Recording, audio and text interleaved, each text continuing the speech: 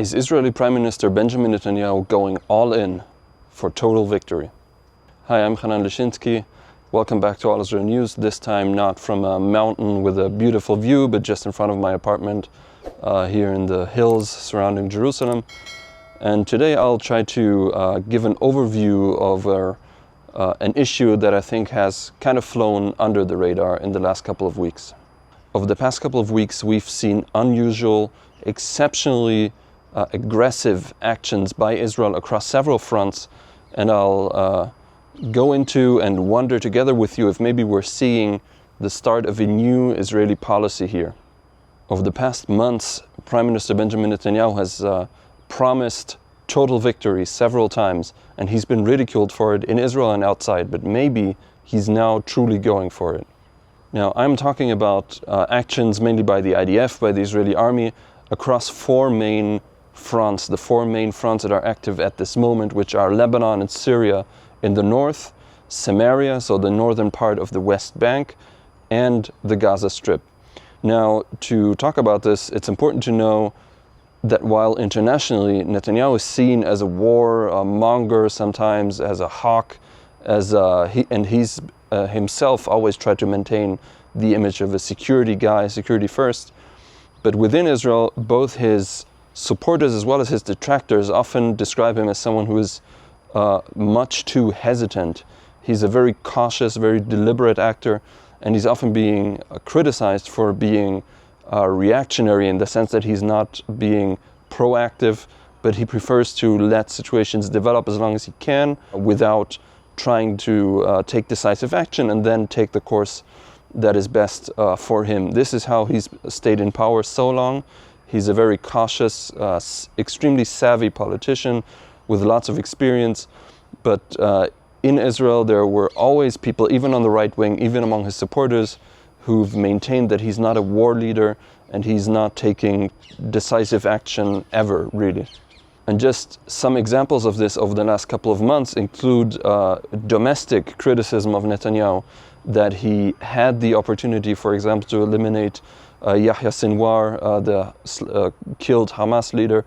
He could have ordered to kill him years ago, apparently, and also several months before the war. Some of his critics argued that he could have and should have attacked Hezbollah much sooner.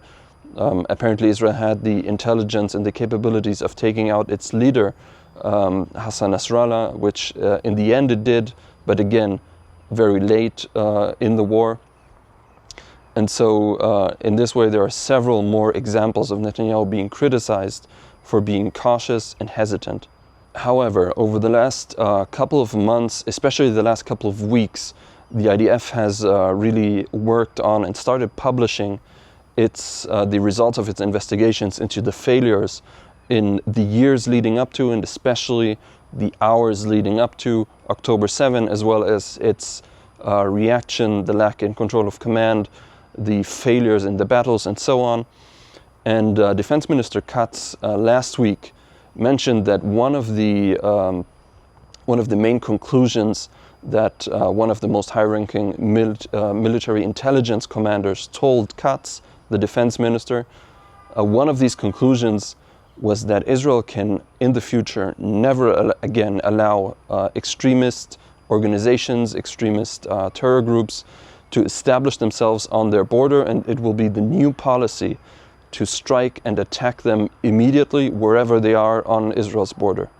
Now, this, of course, is a lesson learned from October 7, but this really is a significant change because, as we saw over the last decades, of course, for example, the threat from Hezbollah was taken seriously. It was known, but Israel never proactively attacked Hezbollah and tried to destroy it, instead trying to degrade it and try to prevent its strengthening. Now, Hamas is a kind of a different example because the threat was known, but it was assessed as a small threat, as something that the IDF would be ready to deal with if Hamas would change anything. But still, the point remains that there were these two large terror organizations, and if we're looking to Samaria, there are several terror organizations as well, right on our border, where I'm standing here in the Judean hills around Jerusalem. the border from the West Bank, I could see it if there wasn't a hill like 2 kilometers in this direction, and behind already the West Bank, the Judea and Samaria are already starting, and it's just most of this small country is really in very close proximity to these borders. Now the problem, the very obvious problem with this kind of tactic of proactively destroying every threat as it develops is of course that international law doesn't really provide for this opportunity. You're supposed to wait until you're attacked and then maybe react, and even then there are limits, as we've been seeing over the past couple of months. So is Netanyahu truly trying to go for total victory at this moment? We'll try and examine the 4 fronts, and in the end I'll get into some of the problems and a possible conclusion. Now, I first started thinking about this issue when I saw the recent coverage of what's going on in Syria. So remember when the Assad regime collapsed in Syria, Israel didn't wait not even a day until it sent in its troops. The former demilitarized zone along the border between Syria and Israel was immediately taken over by IDF troops, in addition to several strategic locations, mainly hills overlooking the border area, as well as Mount Hermon, the peak of Mount Hermon, which was on the Syrian side. And all of this has received extremely harsh international condemnation. UN, EU, regional powers have all condemned this. And in recent weeks, Israel has continued to deepen its presence there. It has sent more raids, somewhat deeper even into the Syrian Golan Heights to destroy old army forts and so on. So this is continuing at the moment. And in the most drastic move, which again I would argue is something that is uncharacteristic for Netanyahu, he went this step of declaring all of southern Syria a demilitarized zone. So he declared a large part of a foreign nation to be a demilitarized zone, and that the IDF would strike any kind of force that would enter southern Syria. There was speculation, of course, that this might be aimed at preventing the entry of Turkish forces to the border, but mainly it's talking about the forces of the new regime in Syria, which has Islamist roots and roots as a terror group even. And so Israel is trying to prevent the, as I said earlier, the establishment of a new kind of Islamist threat on its Golan Heights border. Staying in the north, on the Lebanese border, of course, there was a ceasefire that expired. Israel basically forced an extension, even according to some reports, against the initial opposition of the Trump administration.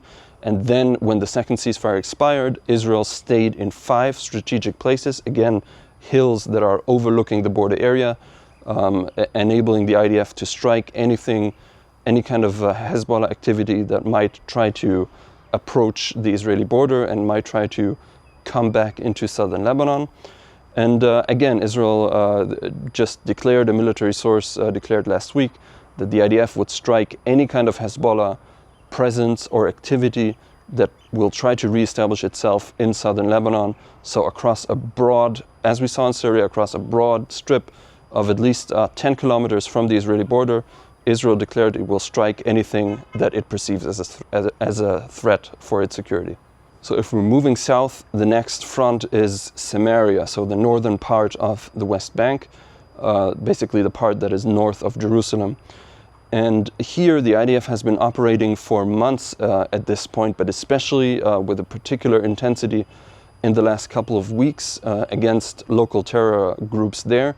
And there the most dramatic development and the most dramatic statements came when Defense Minister Katz declared that the IDF had evacuated several refugee camps. There were reports that between 13,000 and 40,000 residents had left these camps that are always strongholds and nests of terror, and even declared that the IDF might establish a permanent presence there. Remember, these areas are towns that are to be or are supposed to be administered by the Palestinian Authority and have no permanent IDF presence. But Katz declared that IDF troops would stay there, would continue to operate there, and this again is kind of an unusual step of declaring part of territory that isn't officially Israel's, declaring it as demilitarized and establishing a permanent presence there. And finally, of course, the front that we're talking about the most these days is Gaza. Now, in Gaza, again last week, Israel just declared that it would not withdraw from the Philadelphia corridor, despite this being part of the terms of the ceasefire that Israel signed. The second part, the second phase of the ceasefire declared would include an end of the war, a full withdrawal of Israel's forces. And at the moment, there are negotiations ongoing. We still don't know how all of this will play out. But Israel has declared no withdrawal from the Philadelphia corridor, the border between Egypt and Gaza. And we really don't know how it will continue, because this is one of the main preconditions for Hamas. And another point that is worth mentioning, Netanyahu, of course, vocally supported the plan of President Donald Trump to evacuate Gaza. This again is something that has been present, this idea of evacuating the citizens of Gaza somewhere to kick them out of Gaza. This is an idea that has been present, but until now was really on the fringe of Israeli politics. And this, of course, it's understandable that Netanyahu is supporting Trump in his public declaration, but still this is a significant step and a shift in Israeli strategy. Now, as I mentioned, one of the most obvious problems with this strategy is, for one, the international legitimacy. Of course, international law doesn't allow one country to unilaterally declare a whole swaths of land across its border as demilitarized zones and to strike there with impunity. But on the other hand, of course, the events of the last couple of years have proven that Israel really has to take the step if it wants to provide security for its citizens without the citizens having to flee during the war. Now, we know that there are already pending cases against Israel and against its leadership at the ICC and the ICJ. So for the moment, it seems that with the backing of the Trump administration, which has threatened the courts in order to try to get them to back off from attacking Israel. So at the moment, this strategy seems like it might succeed with the backing of the Trump administration. But for the future, if we would see the return of something like the Biden administration, Israel would, of course, immediately be internationally condemned and attacked, and this would really endanger this whole strategic shift.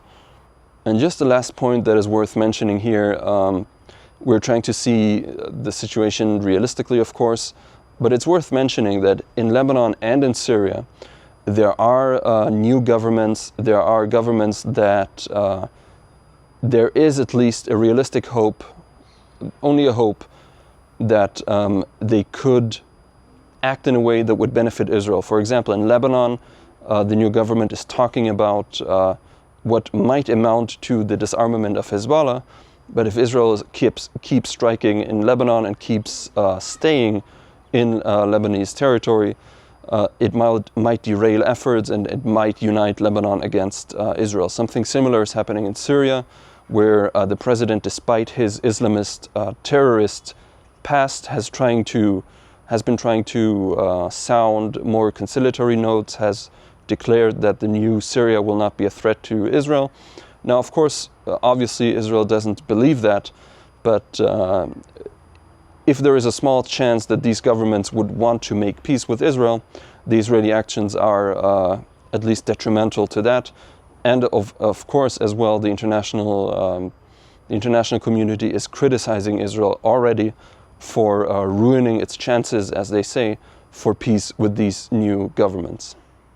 So this is where we stand. We're seeing a strategic shift in Israel's actions. We still don't know all of the consequences. We still don't know how all of this will play out. As I said, the Trump administration is a very important factor in this, as well as it is in everything else. We're still, as we're filming this, we don't know how the ceasefire is going to continue. We don't know if Israel will go back to war in the next couple of weeks, or if there will be some kind of new agreement. So if you want to stay up to date, you're welcome to visit us here on our YouTube channel. Leave a like if you like this video, if you appreciate it. Let us know in the comments what you think about this whole issue, and please continue to follow us on allisrael.com.